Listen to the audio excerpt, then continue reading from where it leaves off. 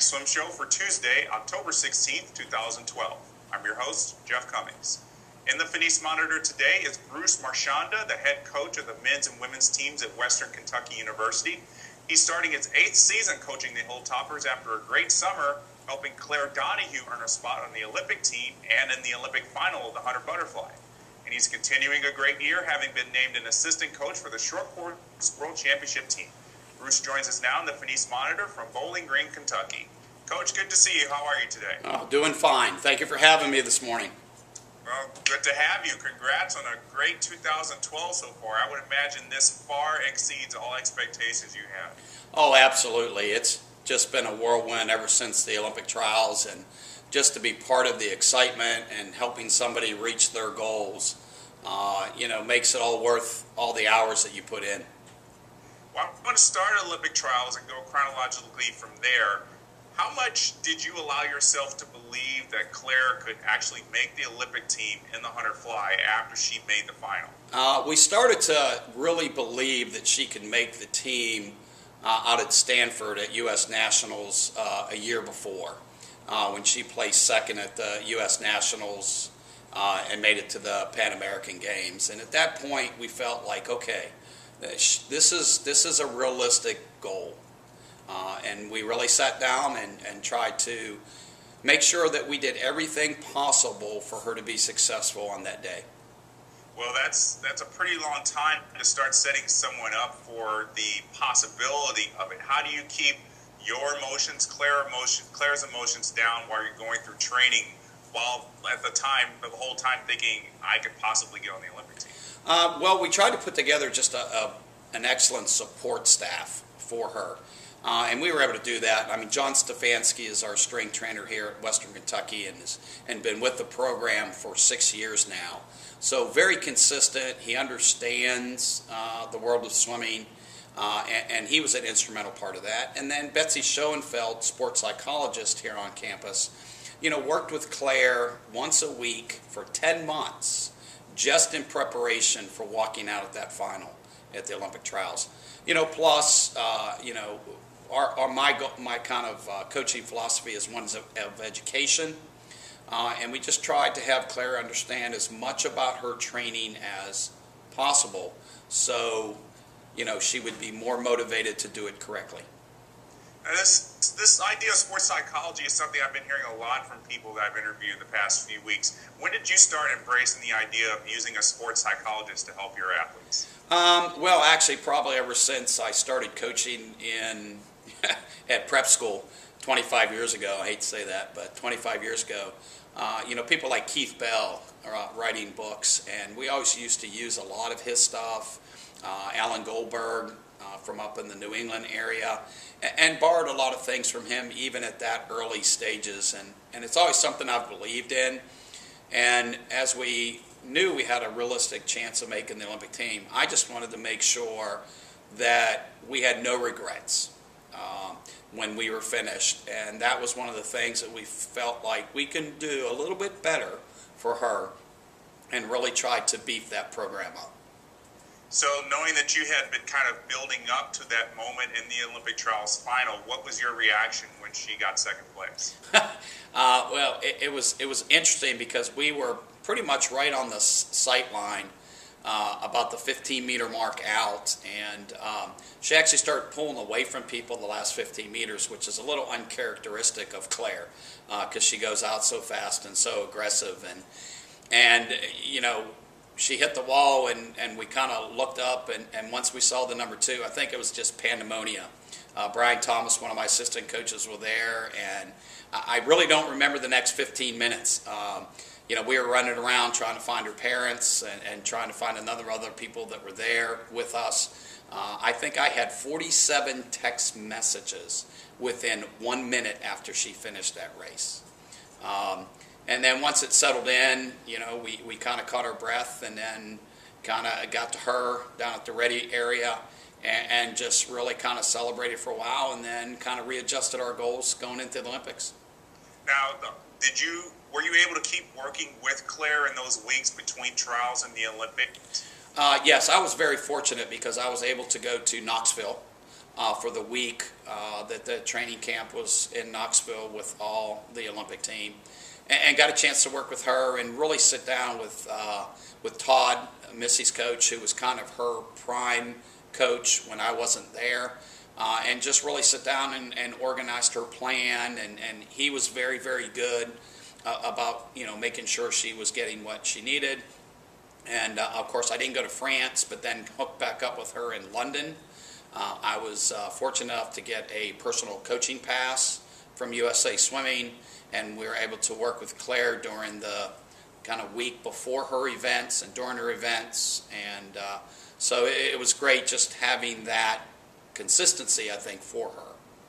What was it like for you to be able to be on deck and experience that whole rush of being at the Olympics? It was interesting because a lot of people ask me that, and when you're at the meet, you're in the warm-up pool and you're running back and forth and trying to take care of everybody, and it's almost like another meet. But then all of a sudden you go home at the end of the night and you sit down and you turn the TV on and you're watching the Olympic Games, and it's just like, oh my gosh, this is just unbelievable being here and being part of it, and just for her to see somebody reach their goals like that, it just makes all the hours that we put as coaching worth it. Well, I want to go back real quick to trials. You had 6 other swimmers there. How did they perform? We had total 7, including Claire. 6 of the 7 went lifetime bests. So obviously we were very excited about that. And we had one of our freshmen at the time, now is a sophomore this year, we just started, Hannah Runyon-Haas, did a phenomenal job in both the 2 and the 400 IM. And it was funny because after Hannah's IMs, I asked her, do you know what Claire placed in the 100 fly in 2008? And she said, around 31st. And I said, yes. I said, what did you just place? And she says, 32nd. So I said, well, there we go. 4 years from now, let's do the same thing. Really amazing. So you're back from London now. How easy was it for you to transition from all of that excitement to coming back and being a college coach? Well, I mean, it's what we do. So I think it was a very easy transition. Being grounded, knowing that we have a lot of more work to do here, and it's going to be a very exciting time for our program and for recruiting, and so we tried to hit the ground running, as soon as we got back from London.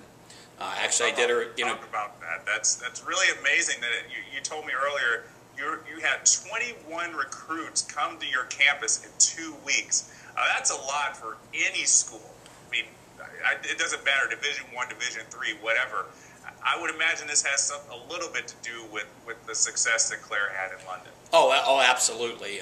In years past, we would make a call, and I would identify myself, and probably 8 of the 10 swimmers really knew nothing about Western Kentucky. They may have heard the name. Some of them didn't hear the name, didn't even know whether if we were Division I or II.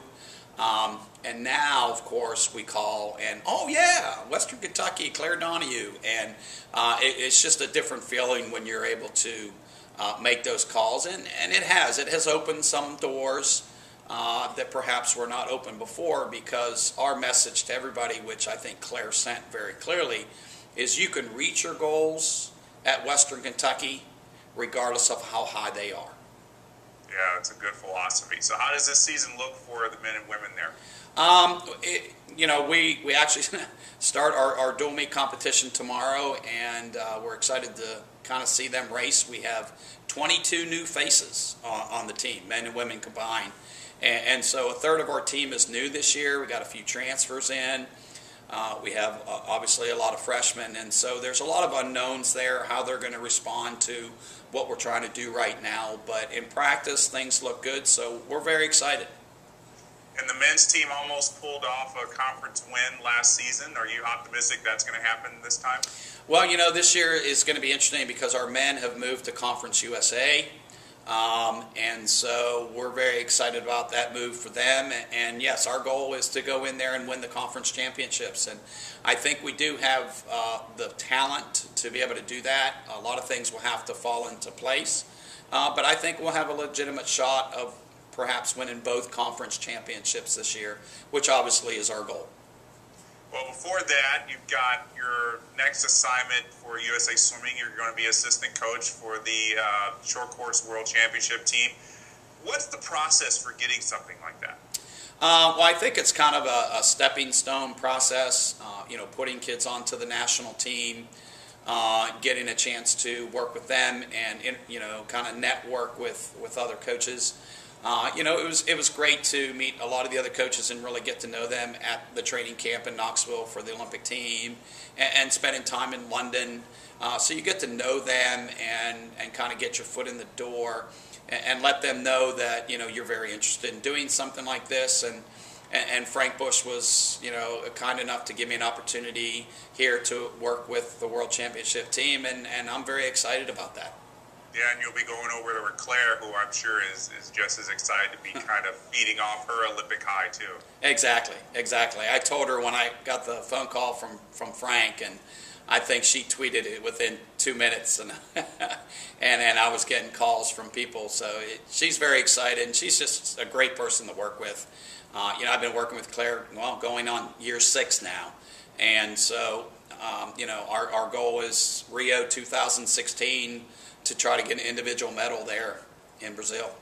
Yeah, she got close in London, so yeah. the world is looking out for her. Yeah.